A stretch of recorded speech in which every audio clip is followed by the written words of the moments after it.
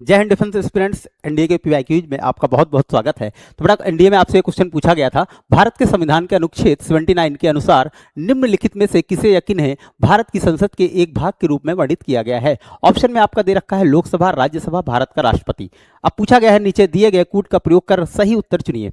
केवल वन और दो, केवल दो और तीन, या केवल 1, 2 और 3। ठीक है, तीनों स्टेटमेंट सही है क्या? तो आपको मालूम होना चाहिए कि जो भारत की जो संसद होती है वहां पे जो हाउस तो बेटा दो ही होते हैं, लोकसभा होता है और राज्यसभा होता है। लेकिन आपको एक बात जानकारी के लिए बता दूं कि जब भी किसी लोकसभा में बिल पेश होता है या राज्यसभा में बिल पेश होता है, अगर मान लिया दोनों हाउस से या दोनों सदनों से बिल पास हो जाता है, तो जब तक कि उस पर राष्ट्रपति के सिग्नेचर नहीं हो जाते हैं तब तक कि वो एक्ट नहीं बनता है, तब तक कि हम उसको क्या बोलेंगे, बिल ही बोलेंगे। इसलिए भारत का जो राष्ट्रपति है वो संसद का एक अभिन्न अंग होता है, ये बात आपको मालूम होना चाहिए। अच्छा, तो इस हिसाब से बेटा तीन के तीनों सही हो जाएंगे। ऑप्शन नंबर डी क्या हो जाएगा आपका, सही हो जाएगा। इसको अगर याद करने की टेक्निक की बात करें तो हम संसद को याद कैसे कर सकते हैं? ठीक है, तो संसद को हम बेटा संधि विच्छेद करेंगे तो इसको हम लिख सकते हैं सन धन सद। ठीक है, सा से 7 और ना से 9। तो आर्टिकल 79 में बेटा किसका उल्लेख किया गया है? संसद यानी कि पार्लियामेंट का उल्लेख किया गया है। ठीक है, अब आपको मालूम है कि संसद के 3 अंग होते हैं, लोकसभा, राज्यसभा और राष्ट्रपति। ये बात आपको मालूम है।